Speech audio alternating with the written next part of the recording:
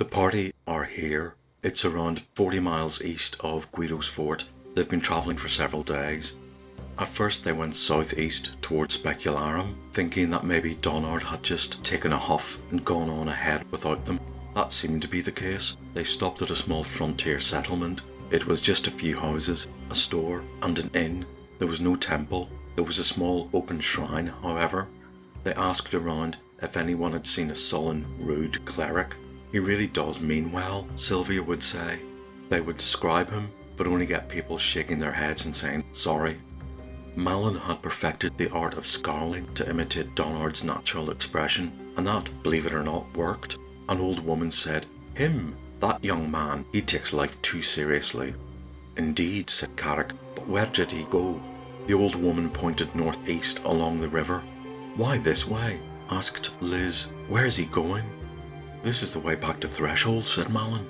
"Perhaps he's gone back to his old church."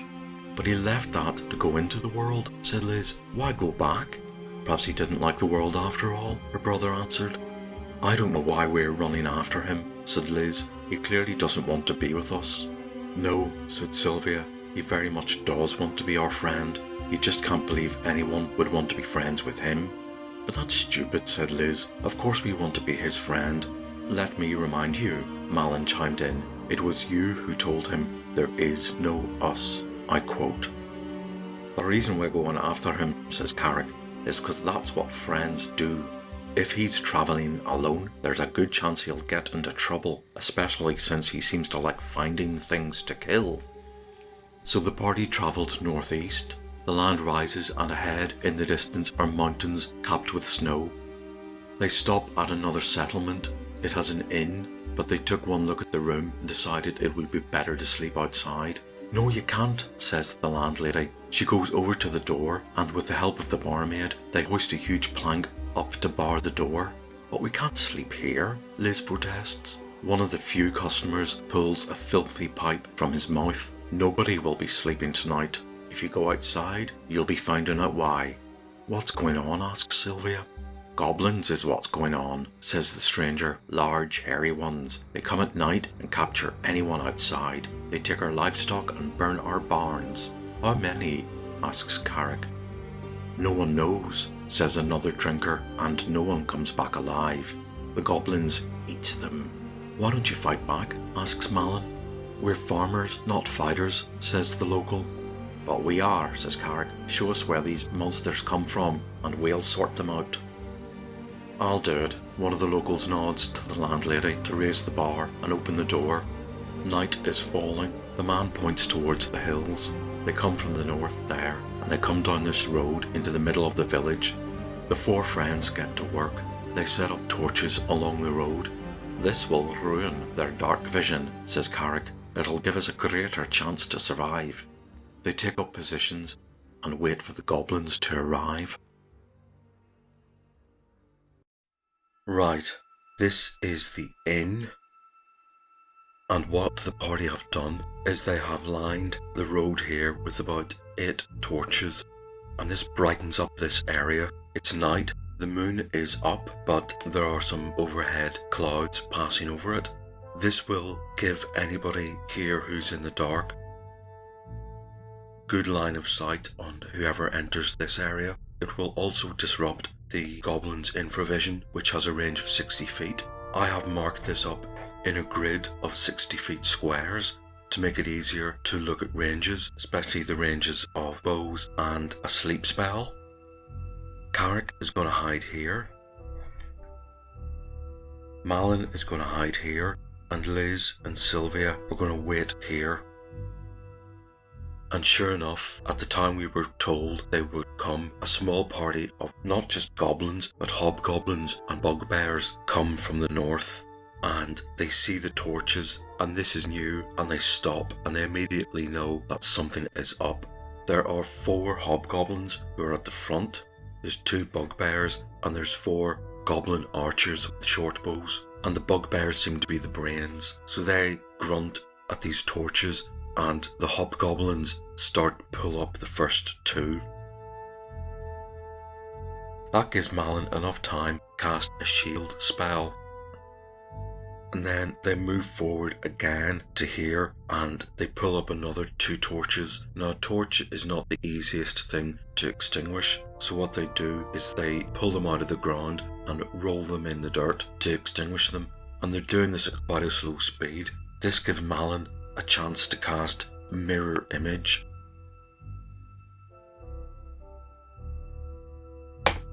And he makes 2 images of himself. So should he get hit twice, they will hit those mirror images.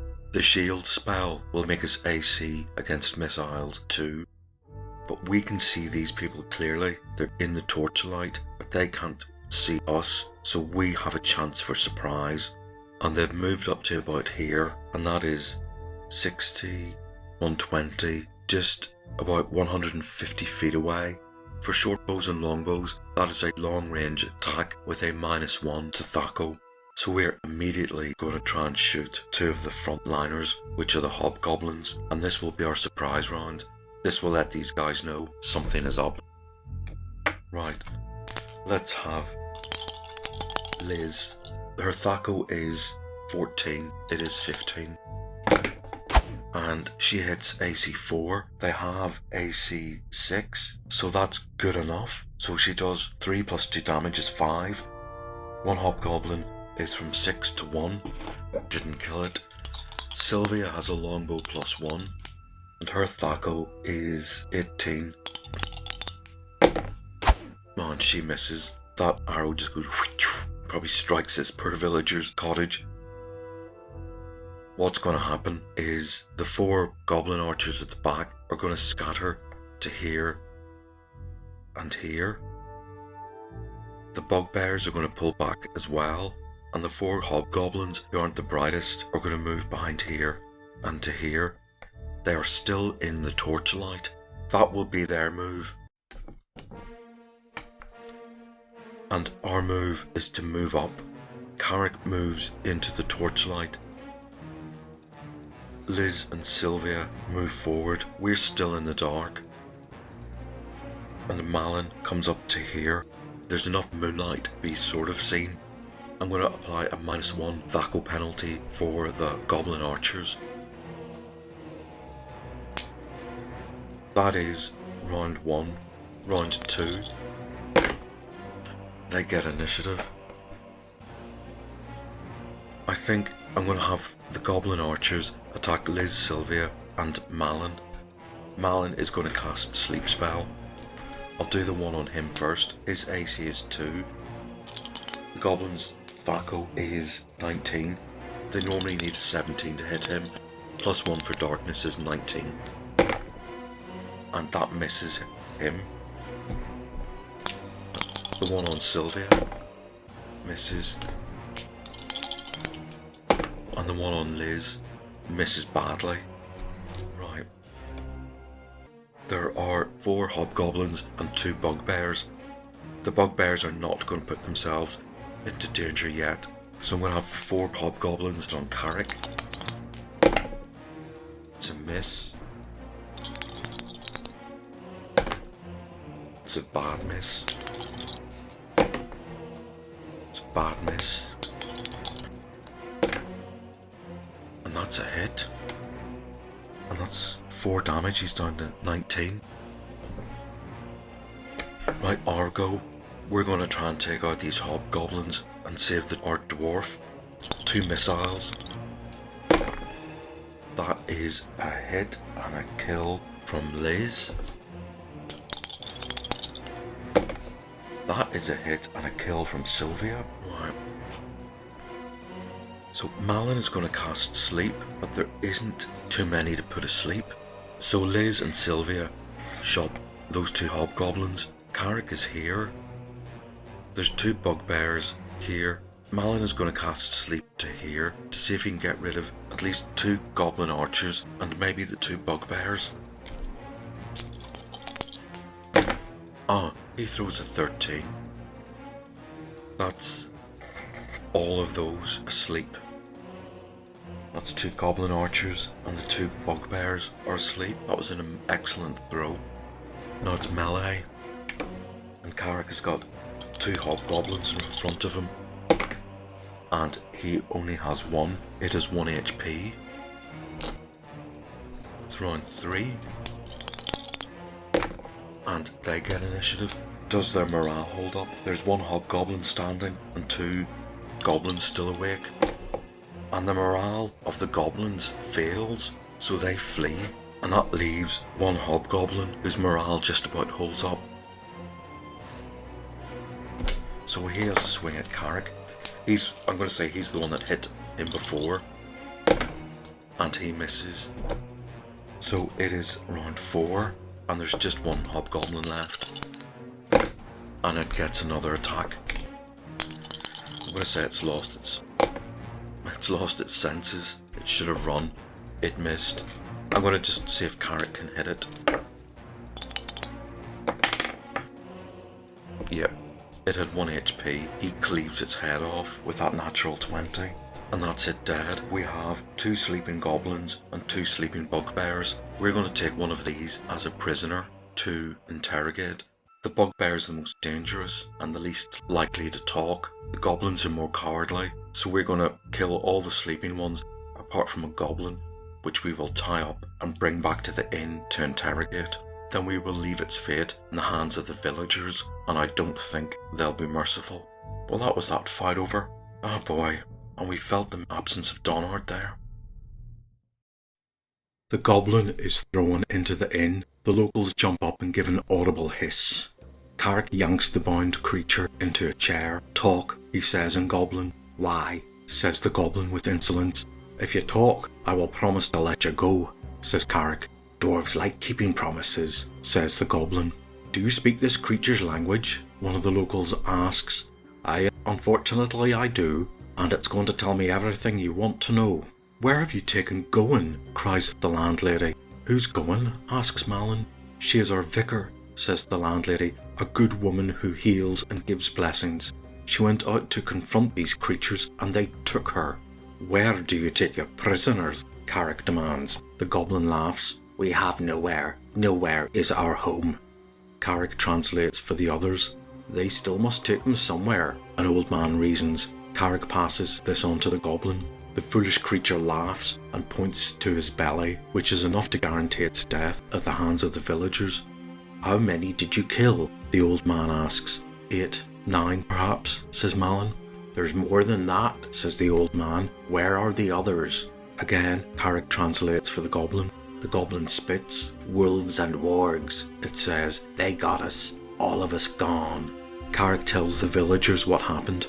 That might be true, says the landlady. There is talk of wolves gathering in numbers up north, too. It's only a matter of time before they come hunting in the village, a local says. Everyone else grunts in worried agreement.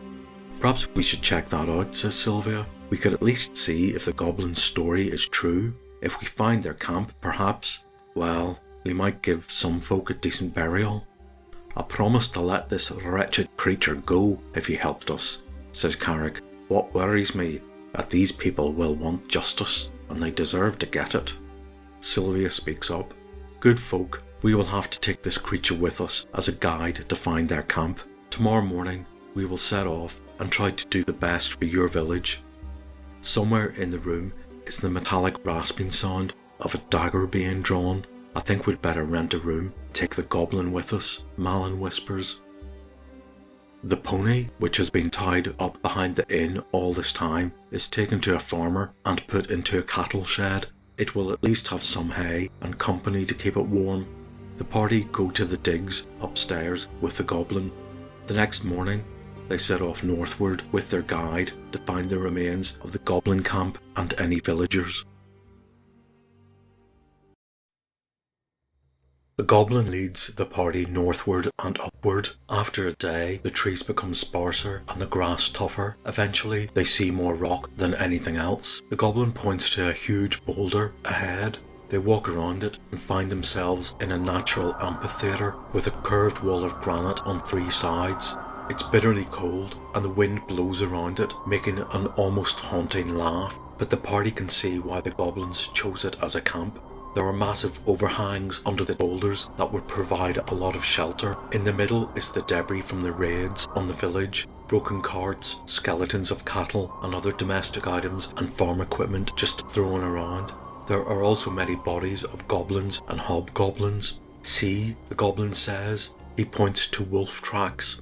That's a huge wolf, says Sylvia. I think that's a dire wolf. Will we find any villagers? Asks Malin. We can do our best, says Carrick. They look around. There are human bones. Bastards, Liz whispers. Carrick is beside an upended cart. Help me lift this, he says to the others. They all gather along one side of the cart and, heaving, they upright it. Underneath are more spoils from some poor villager's home, including a rug and some bedding. There's a foot sticking out from underneath this. They quickly throw off the cloths, and lying there on the ground is a woman clad in armour with a mace at her side. She looks alarmed. Sylvia says, "Step back, don't frighten her, she needs space." "She needs healing," says Malin. "What she needs is a fire," says Carrick. "She's nearly dead of the cold." "She needs this," says Liz, grabbing her water skin. The cleric is too weak to say what she needs, so she lets herself be sat up. She eagerly drinks Liz's water. Carrick says to Sylvia, "Help me break this cart up for firewood." He begins attacking it with his sword. The party have one of the staves of healing with them. Malin is using it to walk with. He touches the cleric with it and colour returns to her face. Soon they are sitting around a blazing fire. The exhausted cleric chews on some rations and tells her story. "My name is Gowan," she begins. "From the village?" Malin interrupts. "Shh," goes Carrick. "Yes, from the village. I went to confront the goblins as they were raiding the village. Well, I was captured. This stuff," she points to the pile of spoils, "is from several raids. The smartest one, a bugbear, realised that I could be useful and they kept me alive in return for healing. That plan didn't last long. This camp was raided by wolves, large wolves. They slaughtered the goblins and drove others off. I'm sure around 10 got away." "Yes, it was 10, says Malin. "We killed them in your village." "Shh," goes Carrick again. "Good," says Gowan. "I was hit by mistake and I crawled under the cart and hid. Cold and weakness took me. I've been lying there for days. I mean it when I say I owe you my life." "We're missing our own cleric," says Liz. "Don't know if you've seen him. Dark, grumpy, alone, but we like him." "I did," says Gowan. "Well, I think I did." "Tell us," everyone cries. "He wasn't grumpy and he wasn't alone. I met 2 people on the road up here a couple of days ago. One looked like a rogue. He did all the talking. His name was Cullen, I think, de Filch, maybe. And the cleric, they all ask. He hardly spoke." "Did he look like this?" says Malin, doing his impersonation. "No," says Gowan. "He had a terrible sadness about him." "Sure it wasn't moodiness?" asks Liz. "He can't smile." "No, it was sadness," says Gowan. "He tried to smile at a comment I made, but his eyes wouldn't allow it, if that makes sense." "Where were they going?" asks Carrick. "I think they were hunting the very wolves that attacked here," says Gowan. And as soon as she says that, in the distance is the baying of many wolves. "I think they're coming back," says the cleric. Right, I hope this is clear. This is meant to be a natural rock arena, and this is the floor strewn with boulders, and this is the little campsite we have set up near the villagers' stolen things. We hear the sound of wolves. Right, that warns us that something is going to happen. So Malin again casts shield, so he has got 1 phantasmal force, 1 sleep and 1 invisibility. Sylvia has her 2 magic missiles and a phantasmal force. So that's Malin's go. Liz, Sylvia grab their bows and arrows, and her little goblin friend also grabs a bow and an arrow from one of the many fallen goblin comrades of his. Carrick stays on this side of the campsite, so we get obscured by the fire, and Gowan takes herself off to the distance bit to here. This is 120 feet, and from here we see a small party, not just of wolves, but of humans as well. There are 2 bandits, 2 dire wolves, and 2 normal wolves. Normal wolf is a 2 hit dice monster plus 2. Dire wolves are 4 hit dice plus 1. And these bandits are level 4 fighters, so that means they get all the Thaco benefits that come from being level 4. And they see this campsite and immediately know that something is up. Their intentions were to come back here and clean out any spoils, the villagers' stolen things here. So now the wolves trot forward to about here. But the bandits aren't so stupid. One immediately takes place behind this rock here, and the other one behind this rock here, and they both have longbows. So are we going to get a surprise attack on them? We will on a roll of 1 or 2. And we don't. Now the wolves can smell, well, they smell the stew, and they can smell dwarf, and they can smell goblin, and they have been trained to kill goblin.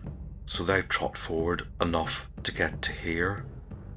Right, let's throw for initiative. And we get initiative.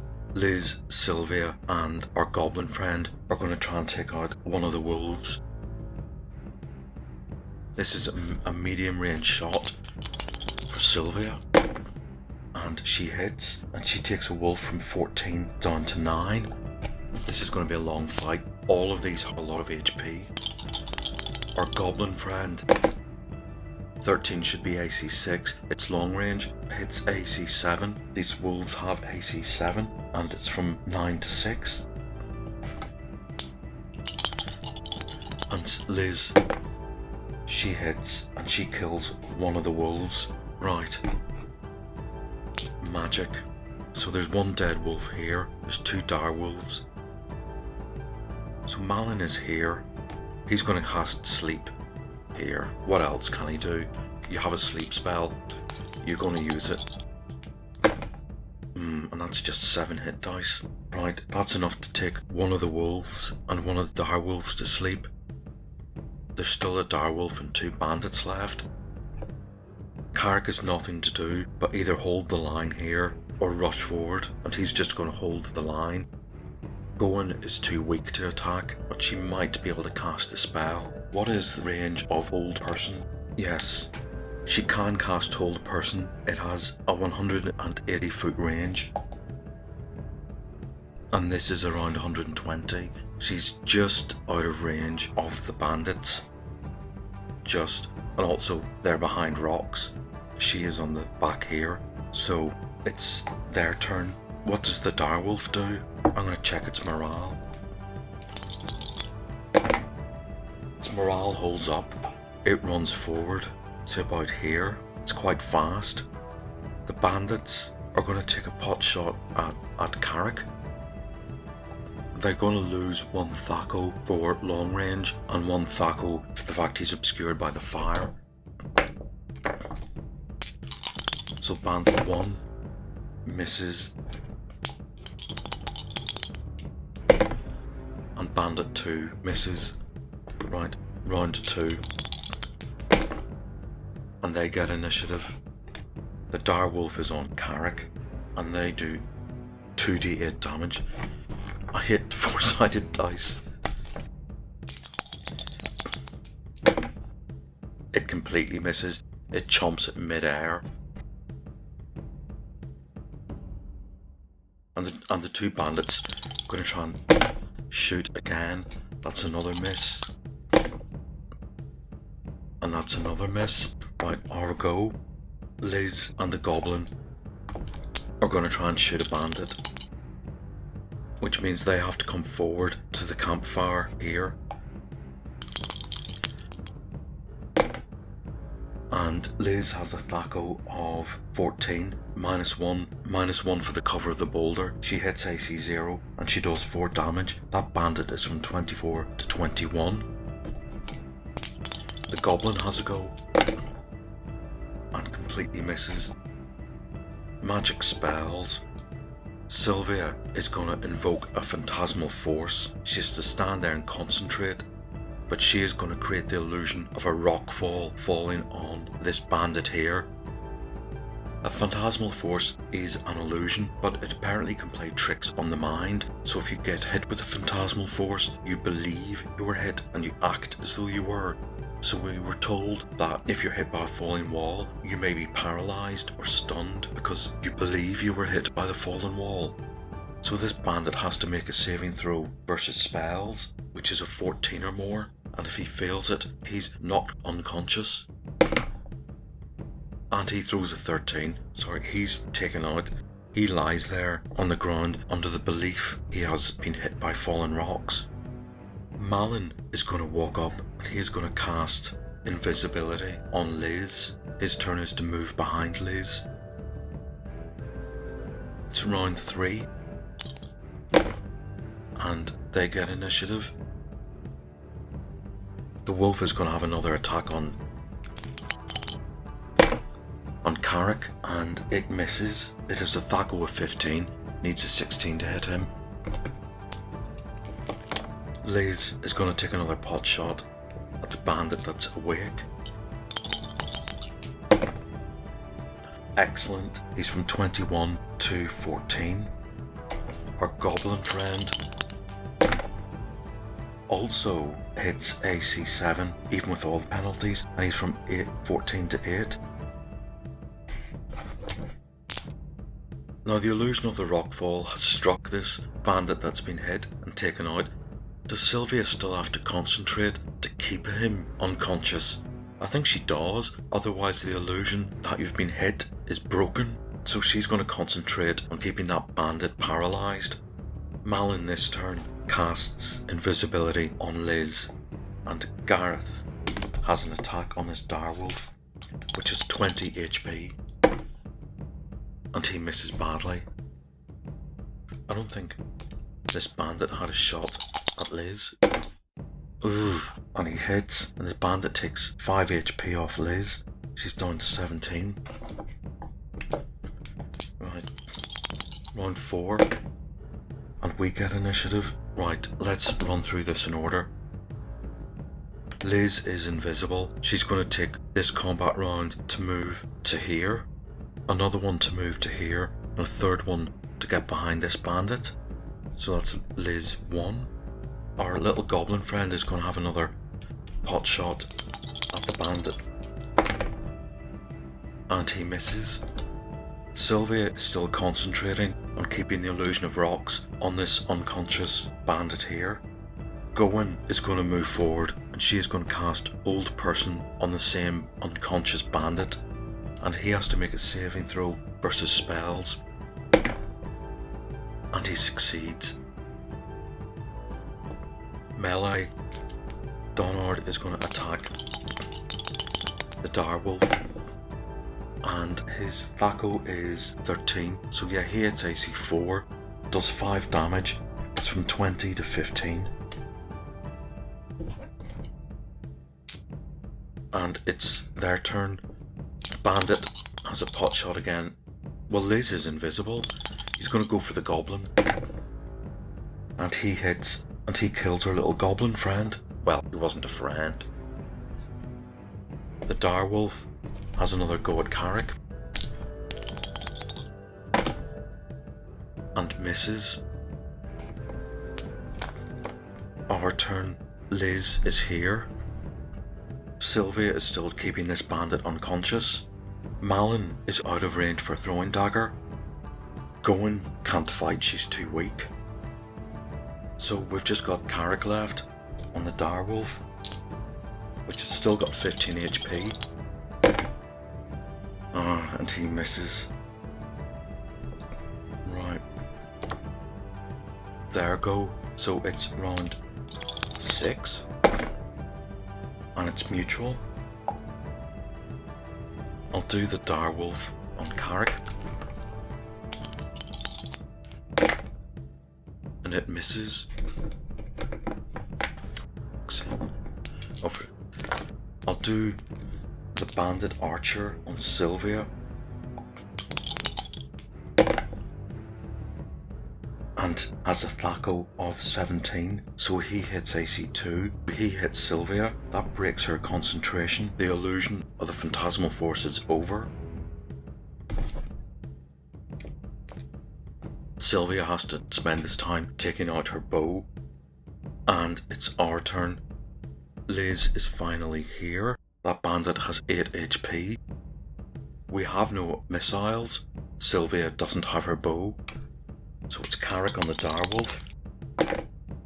He hits again, but does really bad damage again. It's down to 10 HP. Next round, 7. We get initiative. Missiles. This bandit is about to wake up. Sylvia is going to have a pot shot at him.